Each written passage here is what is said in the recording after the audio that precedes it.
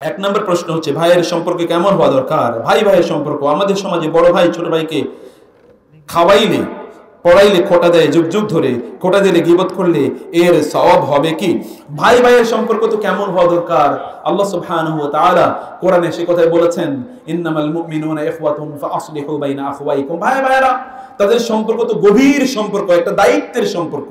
কিসের সম্পর্ক? দায়িত্বের সম্পর্ক।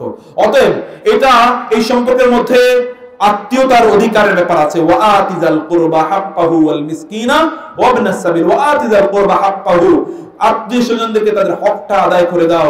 তারা যদি বিপদে থাকে তাদের বিপদে এগিয়ে যাওয়া, তাদের কোনো সমস্যা থাকলে সমস্যা সমাধান করে দেয়া, তাদের কোনো প্রয়োজন থাকলে প্রয়োজনগুলো পূর্ণ করে দেয়া, এগুলো করবে।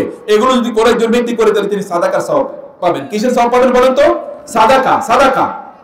আর আপনি যদি কোনো ভাইয়ের জন্য কিছু করেন তাহলে আপনি এর বিনিময় কার কাছে চাইবেন? আল্লাহর কাছে চাইবেন। যদি আপনি আল্লাহর কাছে বিনিময় না আছে, আপনি কিছু করলেন এরপরে খোটা দেন, তাহলে এটা সওয়াব কি আপনি দুনিয়ায় পাবেন, আখিরাতে পাবেন?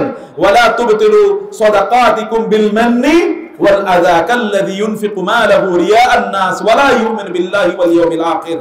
আল্লাহ তাআলা বলেন তোমাদের দান সাদাকাগুলো খোটা দিয়ে তোমরা ধ্বংস করে দিও না, এটা কবিরা গুনাহ। রাসূল সাল্লাল্লাহু আলাইহি ওয়াসাল্লাম বলেছেন লা ইয়াদখুলুল জান্নাতা মান্নানুন, কোন একজন ব্যক্তি খোটা দিবে সেই ব্যক্তি কোনোদিন জান্নাতে যেতে পারবে না। ভাইয়ের জন্য করছেন এরপরে খোটা দিলে তো জান্নাত হারাম হয়ে যাচ্ছে আপনার জন্য, জান্নাত হারাম হয়ে যাচ্ছে, জান্নাত আপনার জন্য আর থাকছে না, আপনার আমলগুলো সব বরবাদ হয়ে যাচ্ছে। এটা আপনি করবেন না।